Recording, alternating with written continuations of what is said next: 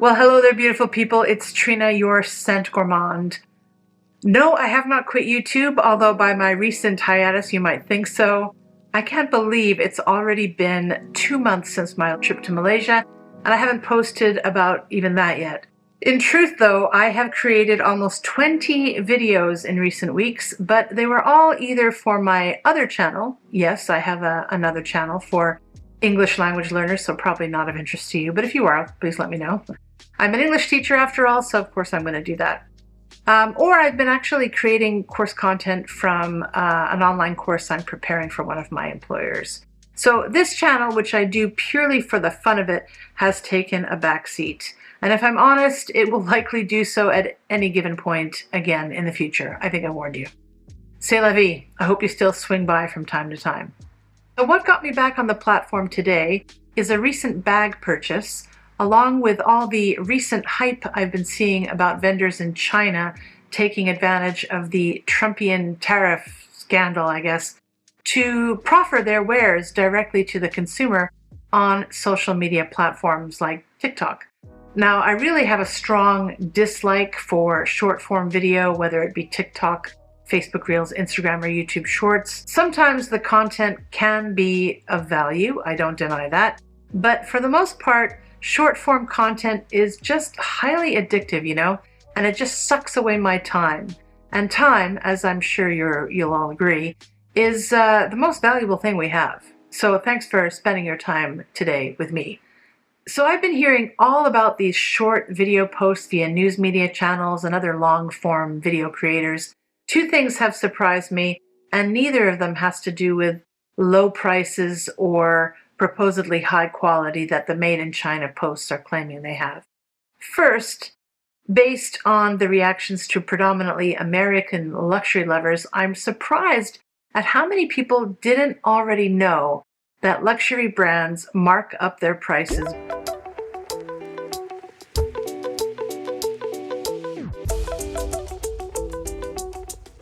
They are selling prestige. They are selling status, and they are selling quality assurances.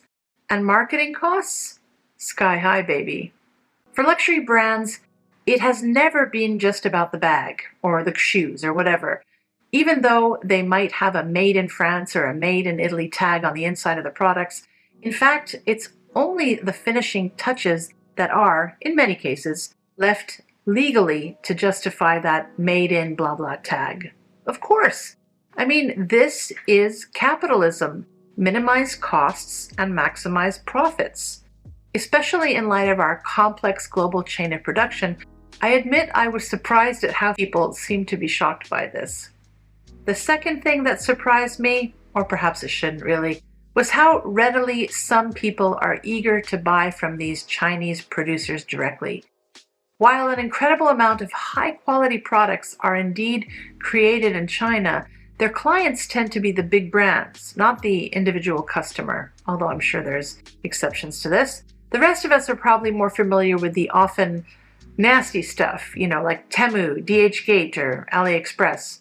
Although I admit I've shopped there, all three of them, and have gotten some good stuff, but it's the quality I expect from them, But anyway, here's this guy that's gone viral promoting his warehouse goodies on TikTok. Do you recognize this style, this bag? Of course you do. For the past more than 30 years, we have been the OEM factory for most of the luxury brands around the world. Gucci, Prada, Coach, Louis Vuitton, you name it. But for this, I am not proud because we were only making our wages. The profit margin for the people who are actually making bags are very low. What I'm really proud of is that first, we have the best quality control. Two, we have the best craftsmanship.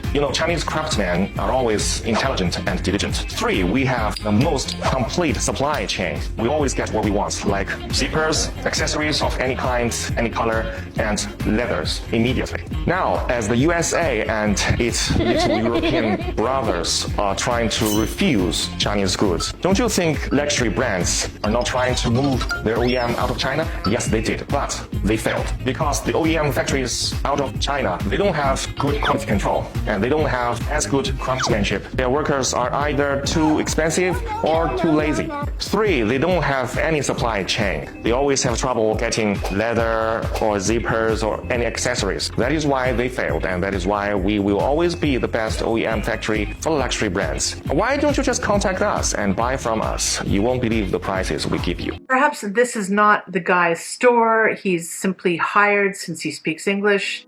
And I've seen these videos under many handle or, TikTok or whatever handle names. So who's to say that you're even contacting his warehouse when you do decide to buy from him or the store he's representing? Here's the site I eventually got to, though, as an example.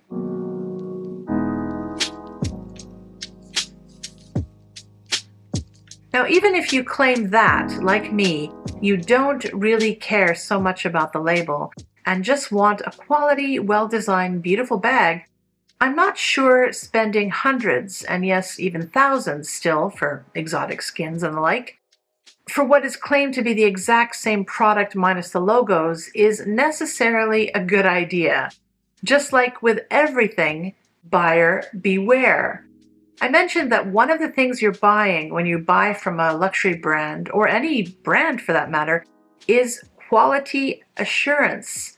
I would argue that there are few assurances when you buy directly from a WhatsApp sales rep. And yes, I know, quality assurances when we're talking about luxury houses like Chanel and Louis Vuitton, I'm talking to you. Quality assurances have slipped significantly in recent years. This is one of the reasons I tend to prefer vintage. It's the quality, the prices, and there's a story behind the bag. But that all said, maybe you can snag yourself a beautiful bag from these guys. I honestly don't know. I think it would be a risk though. If you've purchased from this store or something like it, please let me know. Let all of us know in the comments about your experience. I'm curious to know. I'm always thrilled if I find a really good producer of bags at decent prices. Although these prices, I wouldn't call them decent, but I hope they match the quality that they say they have. But anyway, let's get to the meat of today's video, which is a bag reveal related to this topic, I guess. This is a Kelly 25 in Epson black leather with gold hardware. Of course, it's a dupe. I am not a Hermes customer. China.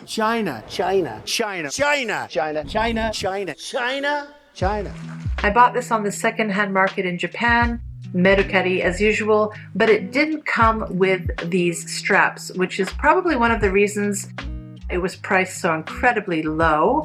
But that's a good thing for me because it's a very rare situation when the straps that come with most handbags accommodate my tall and large frame. So I buy my own, and the strap for this one I got from a leather maker several years ago on Etsy. I'll link to my bag strap video below. I only buy my bag straps from Etsy and Mauto. Mauto also has a shop on Etsy, but I have found success with some straps and strap extenders on Amazon, surprisingly as well. This strap was custom made to my length requirements, and I also have the same one, exact same one, with silver hardware, and one in Louis Vuitton's, Ebin Ether, to go with my Eva clutch from Louis Vuitton. Now, I've already implied that I didn't pay much for this handbag, and I will tell you exactly what I paid shortly, but in the meantime, try to guess. Hint, I'm good at getting bargains. Interestingly, I've never been a huge fan of Hermes bags. Hermes. I've always thought them to be a bit impractical and too traditional, more appropriate for older ladies. I hate to use the term grandma bag, but hey, sadly, I'm also approaching grandma age, but I'm not sad that I'm getting older per se, but definitely I'm saddened by the fact that I have fewer years ahead of me than I have behind. And also with regard to Hermes, their most famous model, the Birkin, can only be worn handheld.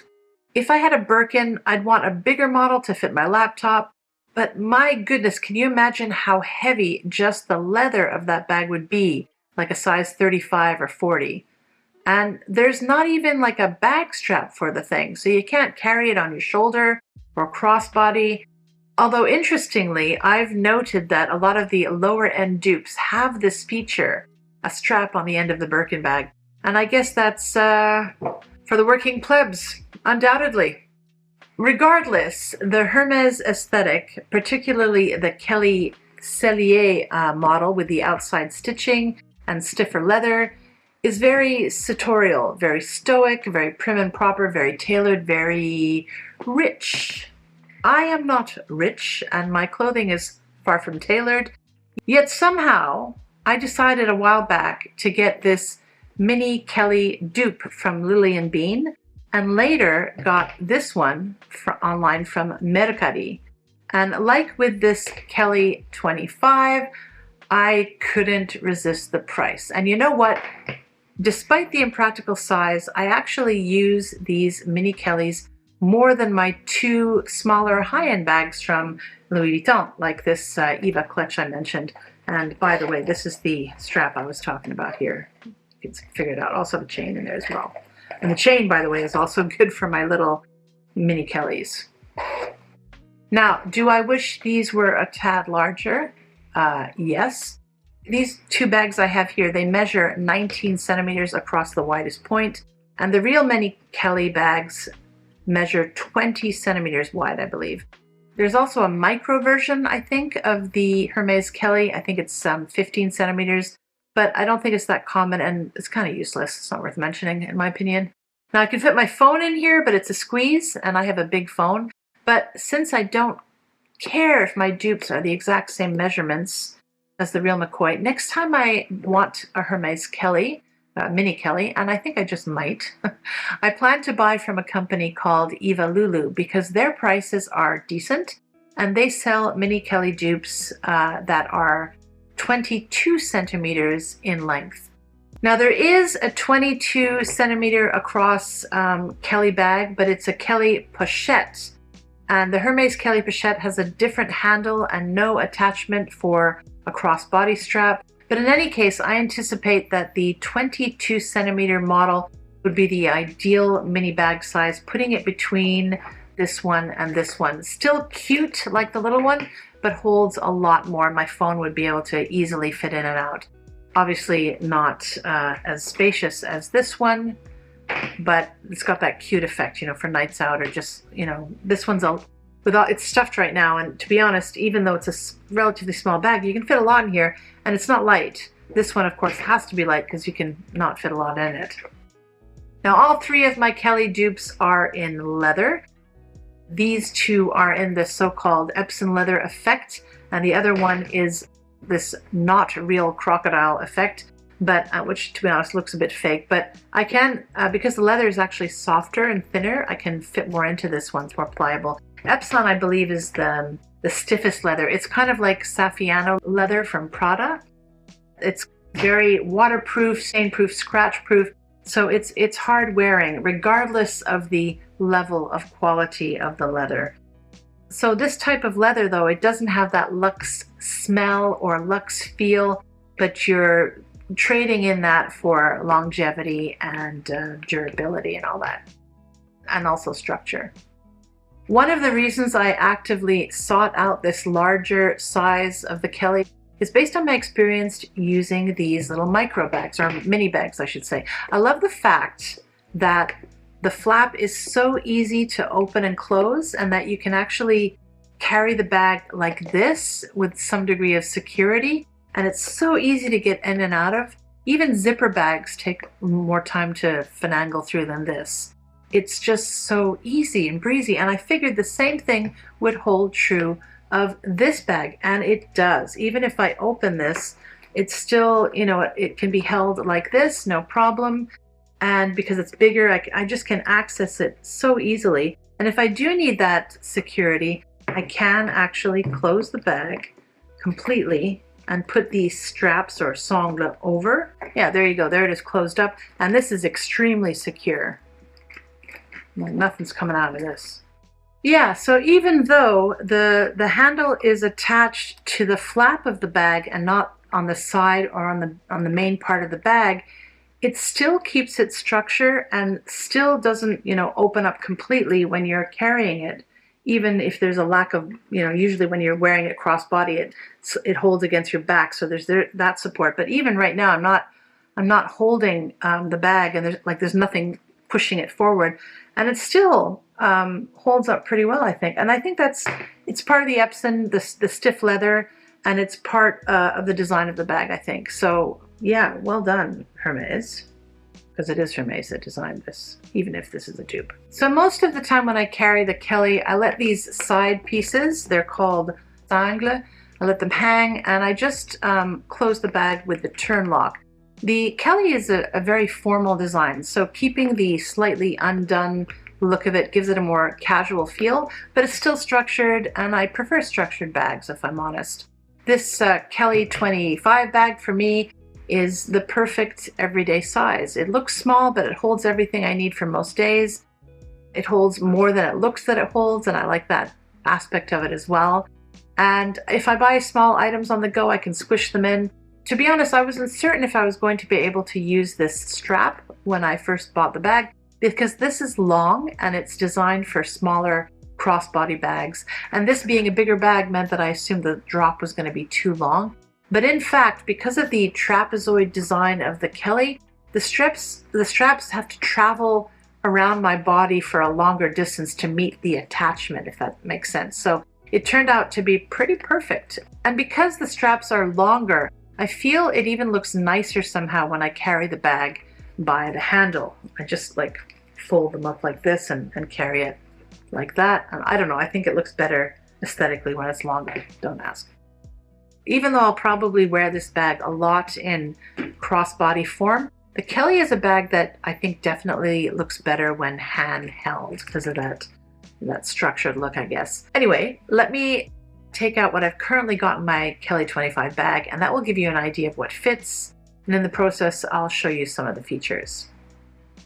Okay, so here we have a bird's eye view of the Kelly 25.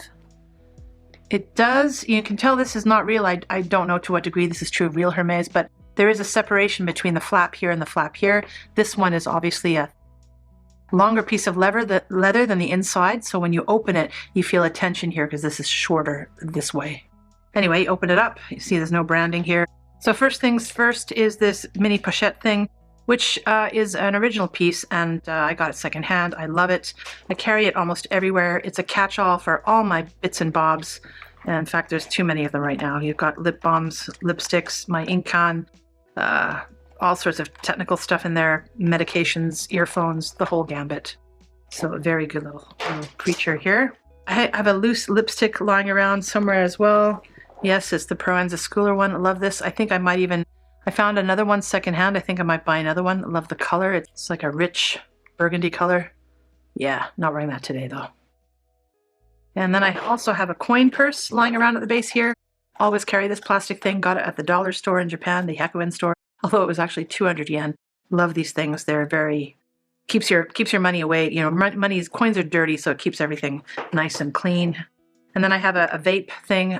In Malaysia, I picked up the vaping habit, unfortunately. Let's see how much longer I'll be able to try not to buy another one, basically. Okay. Then I have a bagu. This is a bag on the go in case I buy anything. This is a smaller one, but the big one's packed down quite well too. I love this chartreuse, basically acid green look. It doesn't match anything, but I just love that color for some reason. I have some jewelry that matches as well. Anyway, there's that. And of course my wallet, and the wallet is my Ferragamo. I got this secondhand for 20 bucks. Love this wallet, carries everything. It's great. And that is it for right now, but I have a few bits and bobs in the side. You can see there's a zipper and a pocket where my iPhone goes. I also fit my sunglasses on top, and I can fit a few more things in there pretty easily as well. Because the bag cinches to close, most of the storage space in the top is kind of void. I mean, you can only put basically a pair of sunglasses or something like that in the top section. Most of your stuff's going to be in the bottom. Now this bag is leather. It smells of leather, it feels of leather, and the seller said it was leather. So I'm of no doubt of that. I'm pretty good at discerning that these days, although there's some good fake leathers out there. But I wouldn't say this is a high-end dupe, even though the stitching looks great and I don't see any problems with it at this point in time. It's definitely got metal that's of a lower quality. It's got a thick coating of it. and I think this will probably scratch and fade with time.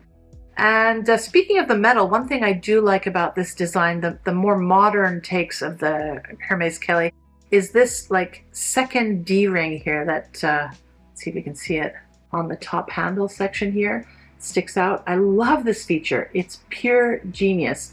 And sadly, you can't find that on vintage versions of the bag. Am I in focus? And the reason I like it so much is because you don't have to strain the handle if you were to put the strap on at one of the front or the back of the original piece here. And also the bag hangs more nicely from the straps right here. It's not deforming the handle in any way, so I really like that. And honestly, even though this bag doesn't feel like a luxury level bag, it looks fine and doesn't feel or smell plasticky because it's not. And only time will tell if it stands the test of time. And this is a used item, so actually it's not exactly blemish free. This part here, this is called the touré, I believe. It's a bit loosey-goosey. On the real Hermes bag, I suspect that this is probably screwed in a bit better. It does have to turn, but yeah, not this much, I think. This is definitely loose. And the feet of the bag, by the way, on a real Hermes bag, they're not screwed in, but rather they are hammered in. And I very much doubt that these pieces here are not screwed in. But for the price I paid, this is not something that worries me. So what do you think I paid, you guys? What do you think? I paid 3,000 yen for this bag, and since the yen is still relatively weak compared to the US dollar, that is currently a mere 21 US dollars, my friends. My guess is that this probably retails for between 100 and 300 US dollars for this particular quality. I think that luxury level quality, not branding, will probably cost you at least 3 times that. However, I think that the value you get from a luxury bag might not be as much as 3 times a standard leather bag price. I don't know. Maybe twice the value at most. That's just my opinion. That's not to say I wouldn't buy a luxury level bag though, but I do tend to go for secondhand, and I do tend to go for vintage to lower those prices. And Hermes prices, well, if you buy a real Hermes, vault it for a decade and then sell it, never wear it, I would say maybe it's worth it. But there's no way that I will ever carry around over a $20,000 worth of Hermes bag on my person. But who knows? When I become a multimillionaire, my views may change. I'll let you know. But the way things are going in the world today, with the increasing wealth gap and potentially higher crime rates in cities as a result, I'm not sure I'd want to put myself out there as a target. These are just bags at the end of the day. I think there might be better ways to invest your money rather than a bag that you never get to use and you just baby and worry about all the time. Anyway, I am pretty pleased with myself for this purchase, as you might imagine. If it turns out that this model and size is as enjoyable and practical as I anticipate, I've only used this like once, I think I might buy another one with silver hardware and in a higher quality and probably price point. And yes, I'm still trying to practice my promise of 1 bag in and 1 bag out. Currently, I have a ton of bags on the chopping list. Most of them are cheapies, so I'm only going to sell locally, but let's go through them for the heck of it. So I think this Kelly 25 will get rid of the need for me to keep my Coach Alexa bag. Same formality level, but the Kelly is much more versatile than this. And I'm also saying goodbye to another Coach bag, this one probably from the early 2000s or 90s. Very retro sort of style. I love this bag. I've gotten so much use out of it, but I think I want a Kelly with silver to replace this. I'm going to pass this on to a friend who desperately wants it. And I have 3 plastic handbags, and I really don't think plastic handbags are for me. The feel of them is it just doesn't replace leather, you guys. So I've got this big one from Cider that I got. I've only had this for a few months, and I like the idea of it, but the plastic, you feel I can't get past it. So this one is going the way of the dodo. I also have this silver one from JW Pay, which was replaced by this lovely Aspinall of London camera bag. I don't need 2 silver bags. They're about the same size. Kind of disappointed with this one because, not because it's plastic, the actual feel of this isn't too bad, but it came with some blemishes on it, and yeah, I'm gonna pass this on. I also have this funky holographic mini Jody dupe, which I've only worn once, not surprisingly. I mean, how many of my clothing items is this gonna go with? But it was fun while it lasted, very short time. I might even pass this on to my niece. I think she'd love it. Yeah. I'm going to let go of my Portland leather mini tote. This is actually a great bag, very nice quality, very casual feel, which is not usually my vibe, but I love this. This is huge for me. Fits a lot of stuff. You can get another crossbody strap to work with this. But the color, you guys, it just doesn't match anything I own. So yeah, I've learned a lot about myself. Now I've got to buy, I can buy colors, but not this periwinkle purple thing that matches only one thing that I own. And as a result, it just doesn't, I don't know, it just doesn't work with most stuff. So I'm gonna say goodbye. Only paid 500 yen for this anyway. Hopefully I can sell it for more than I purchased it. Next, I've decided to get rid of this amazing Proenza Schouler bag. I've said before that's probably my favorite brand, and when it comes to the bags, I think that still holds true. They're just so good on the secondhand market for value. This one, I brushed it up a little bit. It's, what's that fur called? Shearling, winter sort of vibe. So it's not really good for summer, this. And it's too small. When I bought it, I thought it was the same as my other 2 Proenza Schouler bags. I have one in blue and one in red in this exact same design without the shearling. And I wear them a lot, quite a lot indeed. And if this were bigger, I'd probably wear it more often. But it being so small, I'd rather wear the mini Kellys. And tucked away in its dust bag here, I have the Pashley from Philip Lim. A little bit more of an expensive bag. It's in real crocodile.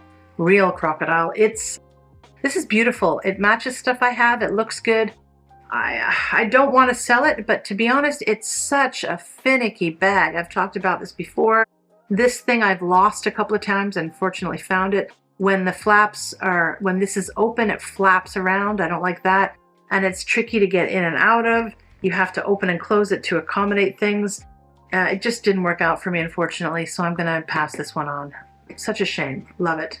And finally, you guys, I'm putting my gorgeous Stella McCartney Falabella tote. It's a shoulder bag. I love this bag. I don't really want to sell it. If it doesn't sell for the price I'm posting for, I'm not going to sell it. But the reality is, it's a little finicky, guys. And when I put it on my shoulders, it slips off and it never hangs properly. Right now it's stuffed with a bag-in-bag organizer. If I take that out, it's really slouchy. It's like a big open pit. That's totally not my style. I like to be organized in my bags. So I'm not wearing it, essentially, is what I'm saying. And if I'm not wearing it, there's no point to keeping it. But we'll see.